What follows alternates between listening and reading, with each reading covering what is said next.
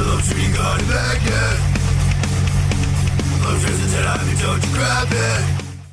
Welcome to Lobster Magnet's Review, the channel, the review. I am here again solo to do another solo review of Game of Thrones Season 7, Episode 4, The Spoils of War. And oh man, was this a episode that positively spoiled us. Now this is how you do fan fiction right. It is not about, seeing characters meet up. It is not about shipping Daenerys and Jon Snow. It is completely about Dothraki raiding upon the Lannisters and having a massive dragon battle. This is what I wanted to see, and I'm so pleased we finally got it out after, 3 episodes of dilly-dallying. This is the kind of shit that I wanted to see in the 7th season, and I am so pleased that that extra money gave us exactly what we wanted. Holy shit, this was an amazing episode. This is exactly why you watch Game of Thrones, for better or worse, and this is the promise that we never thought we'd get to see in the first season when they couldn't even show a full Khalasar.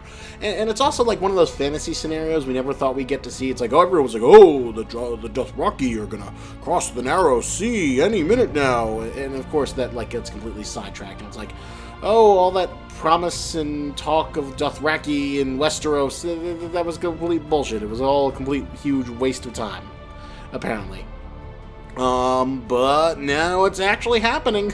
George R. R. Martin didn't bother finishing the book. So now we're getting all the fan fiction storylines, and sometimes it doesn't pay off, but today it definitely paid off in an absolute bombast episode.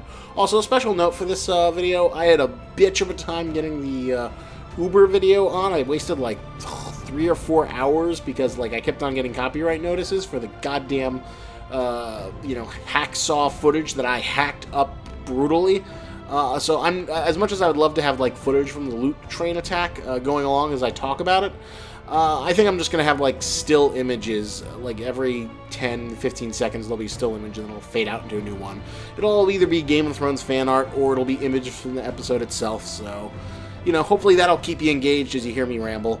But yeah, this episode was amazing. Before the fun stuff happened, of course we got the fun scene of Jon and Daenerys meeting up in the little mine and to learn about the children of the first men in the Obsidian. So Jon gets to take show him that he's not completely crazy and not filled with stupid bullshit. There is legitimate proof of his threat, and the Smarfs and Grumpkins exist.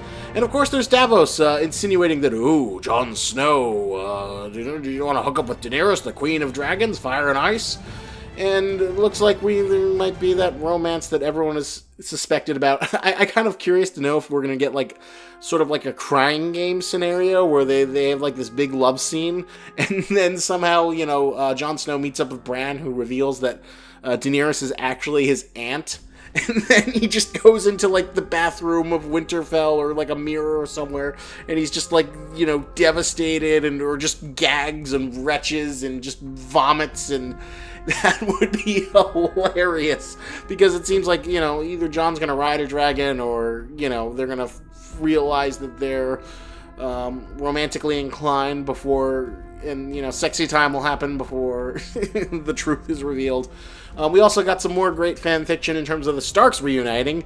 All of them are back. They all have X-Men superpowers. Arya gets a great scene where she spars with Brienne because, in many ways, Brienne is kind of the woman Arya wanted to be. And the interesting thing about Sansa and Arya is that they both kind of got monkey's paw versions of what they wanted. Arya wanted to be a fierce fighter who goes around, fighting for right and goodness. Sansa wanted, to be a lady of the court and courtly intrigue, and, Arya learned that everything is miserable being a wandering adventurer, and it is just a horrible realm that everyone, is looking to kill you 5 bajillion ways of one. And, yeah, it's not something you want to be a part of. It's not something you want to be adventuring in Westeros and having fun. Because there is no fun to have. And Sansa learns that, political intrigue is just basically being at the whims of rich people who, and the threat of sexual violence from sadistic fucks like Joffrey or, even worse, manipulative, horrible people like Littlefinger who, is just trying to use her and obviously trying to get in her pants. And you're half expecting like Littlefinger to like do that awkward scene where he like just kind of throws himself upon Sansa, but you know, Littlefinger is like always for the long game, and you always kind of wonder, does he actually respect her? And the long answer is no, he does not. Littlefinger has two goals in life: to like fuck Ned from beyond the grave by screwing his daughter, and you know, by basically getting to claim, you know, the Tully daughter that he always wanted in Catelyn but never could, from his backstory where he couldn't because of his low birth. So that's his like spiritual revenge, and of course ruling over everything. You know, he doesn't care about the ashes. Well, unfortunately, Littlefinger's embroiled with all the good guys right now, so that's like probably the worst place he could be. Although, you know, I'm sure there's part of him that's thinking that, like, you know, ooh, those Starks are so easy to manipulate. I'll be the king. Ooh, I'm going to do incredible things once I have the chance, because you should never trust Littlefinger. I assume that at some point, maybe towards the end of the season, we're going to have, like, Varys and Littlefinger meet up when they're, like, you know, Varys is on the side of fire and Littlefinger is on the side of ice, and then they'll have, like, another chaos is a ladder scene. Which, speaking of, Bran does, like, use the chaos is a ladder as, like, a callback, which was like a really, really fun thing for longtime Game of Thrones fans. It also shows his all-seeingness. It's also nice to see that Bran isn't completely emotionless. He seemed a little bit more involved in this episode. You know, now that he's got his, like, you know, medieval wheelchair, which is a nice little touch. And, you know, it's nice to see a little bit more of a proactive Bran, who's not completely, like, you know, Cerebro. Although, you know, Arya's got her face-stealing powers. Bran has his all-seeing, seeing everything power. Only Sansa doesn't have superpower. I guess you could say it's like a little bit of like political intrigue, but you know, honestly, she's not very good at that. She's not a great leader, as much as she likes to think that she is. She's not as smart, but oh boy. Beyond that, that's when we get the real good shit, the fucking loot train battle, and it was amazing. You know, just like Jaime and Bronn are like going back, they got all the loot, they got all the food from the Tyrells, they're having a little conversation with Dickon, and then you hear the Dothraki screamers, and you're like, oh boy, oh boy. You know, Daenerys is like sick and tired of playing the easy and the safe route. She's just like, I'm gonna take this kingdom by fire and motherfucking blood, and you know what? That's what you should have done in the beginning. And this is like a completely devastating battle because, you know, this was like the main fighting force Cersei had. It looks like it's going to be completely obliterated. She lost all of her wealth. Qyburn's like bolt weapon seems like it's only done like minimal to superficial levels of damage against Drogon. It was as ineffectual as we all kind of knew it would be, unless she like gets 100 of them. And you know, so finally, Cersei's going to be fucked. Of course, there's going to be some political overturns in the sense that, like, you know, Tyrion looking at the battle from afar and thinking to himself, like, oh, the carnage, oh, the humanity, oh, Jaime, make it out of there. You're fighting on the wrong side. Why won't you see the reason? And, you know, I'm sure the next few episodes will be, like, the ramifications, like, of her using her, like, advanced war, the F-18 fighter jet of the dragon, and all the carnage, you know, and somehow that'll make it more difficult for her. But, you know, for now, this is exactly what we wanted to see. Dragon on soldier action. The only thing we were missing was the other two dragons to, you know, the most iconic scene in, like, Game of Thrones history is, like, when Aegon the Targaryen joined his, like, two sisters in battle atop the 3 Targaryen dragons on the Field of Fire and melted 4,000 soldiers. And that's the sort of, like, you know, the big event, you know, for all of you who've been following my Uber things, you know, that's the 3 Nazi battleships all together in one field. It's the Targaryen dragons, the ultimate trump card, and only one time they were all together. The rest, they were all, you know, fighting proxy fights. And that's, like, the big myth. So, obviously, we're going to have to get some big battle point where, you know, Daenerys uses all 3 of her dragons, and that'll be, like, the Field of Fire ×2. But, you know, this was amazing. The loot train was amazing. It was a hugely satisfying thing to, like, you know, see it. And although it's kind of funny, though, I was kind of rooting a little bit for, like, Bronn and Jaime to die. I was reading an interesting article in the AV Club where they said that, like, for them to die is, like, the end of their stories. And at this point, you know, some important point needs to be made about it being the end of their journey. And, you know, to end it too early would be kind of pointless. Although, I don't know how much more story there is for Jaime, or Bronn for that matter. It just, to me, feels like, you know, that their stories are kind of I would have been happy if they got burned to a crisp. You know, we already have too many people, and I love Bronn, but like, you know, he can't be like one of the guys who lives to the very, very end. But who knows? Maybe he'll reunion with Tyrion. They both survived by Bronn saving Jaime Lannister after his suicide charge against Daenerys. But I wanted them both to get hit by fire, because I think the repercussions of that would be interesting, especially how, you know, Tyrion would have to deal with like the woman he's serving burning up the brother that he loved. But, you know, the Jaime and Tyrion scenes are always really, really fun to listen to. And so I'm sure that's like half the reason why he's kept alive. Maybe they'll dig him out of the, you know, lake after everything's said and done. And, you know, then we can get some really awkward family reunion between Tyrion and Jaime. And of course, you know, Bronn gets a great hero moment where he's like the one who, you know, operates the ballista, which fails to kill Daenerys' Drogon.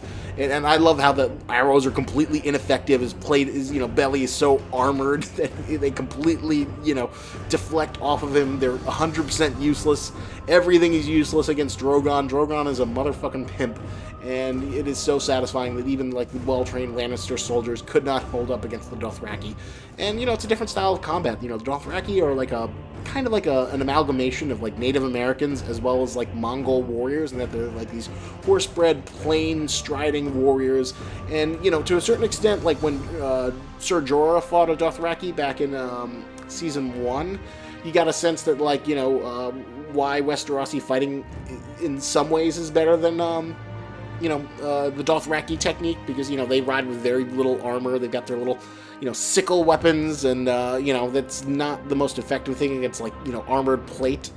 But, you know, it didn't matter, because Daenerys was riding the biggest horse in her fucking dragon and blazed a, you know, thing of fire, and it was such a good battle. Oh, God, it was like... It's hard to say if that was better than the Battle of the Bastards. I think the Battle of the Bastards was probably better in terms of, like, there was more time to it. It was a little bloodier. It was a little bit more cathartic, and it felt like there were better story beats. But this one, it just felt like Daenerys had overwhelming force, and it was great to watch. Because, like, in the Battle of the Bastards, my only big complaint about it is that, like, it felt like, you know, I was kind of rooting for Ramsay to win. Not so much that I like Ramsay, but, like, he was winning. He was, like, the better tactician in every aspect of that fight. You know, Jon Snow played into his hand by, like, trying to save Rickon, and he forced, like, his, you know, forced to give up their one tactical advantage and basically ride into the slaughter to try and save their commander, which allowed, like, Ramsay to, like, maneuver his troops into that brutal phalanx where he just, like, pushed them together in this, like, giant mud hole of death and destruction. And they were completely fucked until the, you know, Deus Ex Machina of, you know, Littlefinger's soldiers from the Vale coming in. And, you know, that's why it was kind of like, you know, didn't feel satisfying for Jon Snow to quite win it, because he didn't really earn it by being a good commander.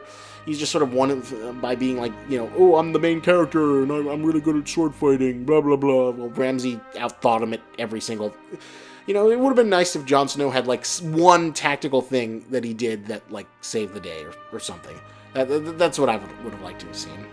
But this one, it felt like, you know, Jaime and Bronn, you know, put up the best tactics they could, but it was completely outmatched with something that they were ill-equipped to fight with. And even though they had, like, a secret weapon, and Bronn got that bitchin' scene where he pulls out the ballista, it was not enough. It was not enough to counter a dragon, even one dragon, which we always knew. So finally, things are moving along. Let's wrap this shit up. Let's get rid of Cersei the Mad Queen so we can, like, move on to the White Walkers. The next episode, I think, is called On Eastwatch, which maybe means that we'll get, like, a cool White Walker scene. We'll get to see good old Gingerbeard, Tormund Giantsbane fight some White Walkers, and maybe the Night's King finally pushes his way beyond the wall. It's something that we want to see. Originally, there was, like, this weird spoiler that, like, Jon Snow was going to capture a White beyond the walls and bring it back to, like, get people on his side. But and then, like, you know, he would almost get killed by the Night's King, and then Daenerys would have to come in and save him from the wall with her dragons. But then the Night's King would somehow kill one of her dragons and raise it as a steed and use that as a way to, like, burn down the wall. And, you know what? I would have been okay with that. I could have seen that happening. But now it's seeming less and less like that's a de facto spoiler. Because that was, like, a big leak that came out from, like, the production. And, like, a lot of people were saying, like, well, we can't hide everything. You know, sometimes people are going to predict things. But who knows? Maybe that's not happening. Maybe it's not a thing. But yeah, for the score, I'd give it a 10 out of 10. This is a exciting piece of television. It felt like I was, you were seeing a big budget, big screen movie, and this is exactly what I wanted to see. If I was really rich, and who knows, if I ever make PewDiePie levels of money, one of my dreams is to, like, I have my bird, Captain Crunch, who I'm sure you're familiar with, in a few of my videos. I want to get, like, I want to get 3 parrots. No, I want to get maybe 4 parrots, and I want to name them all after Daenerys' dragons. I want to get some big macaws, and a little aviary, and I want to name one Drogon, I want to name one Viserion, and I want to name one Rhaegal, and then I want to have a Hyacinth macaw and name him Balerion the Blue Dread. That's a stupid little ambition I want to do. I want a Balerion the Blue Dread to be my Hyacinth macaw, and who knows, maybe if I have money to burn, I will make that happen someday, in my dreams, because I would love to have, like, just my little dragon macaws. One of my stupid ideas is to, like, make a story about, like, people who ride around parrots, like dragons, and they're, like, dragon-sized parrots, which is the most retarded, stupid idea I've ever had. But, if I had money to burn, I'd make that into a comic. I'd do that in a heartbeat, because I love parrots, and I like to think about, like, my little Captain Crunch is my little, Game of Thrones dragon bird. But because he obviously isn't, just enjoy Daenerys with her super incredible dragons. And, this is a great episode. Nice to see we're finally getting to the end game, and hopefully the next 3 episodes will still give us like 1 or 2 more epic battles that are on par with this. They damn well better. We wasted a lot of time. Now let's see Euron's fleet get burned next, because, fuck that guy. He's a terrible villain. He's not nearly as compelling as other villains, and he should just get burned into smithereens because he's way too full of himself. So fingers crossed, because he's not as interesting as he was in the book. He's not nearly as interesting as he was in the book. Even in the book, he didn't get to do anything. He's just like, ooh, this guy could be interesting. No. Alright, so thank you for listening to my thoughts on episode 4 of season 7 Game of Thrones. I'll include like the same Funko Pop dragons in the bottom below. They're really expensive, but if you don't want to buy those, buy something you actually do like. Helps me out, gives me a little bit of cash when you buy things from Amazon after using the affiliate link. And thank you so much for listening to this video. Like, comment, rate, subscribe, all that good shit. And remember, lobster's antennas, but don't you grab it. Lobsters made of iron, lobsters made of meat.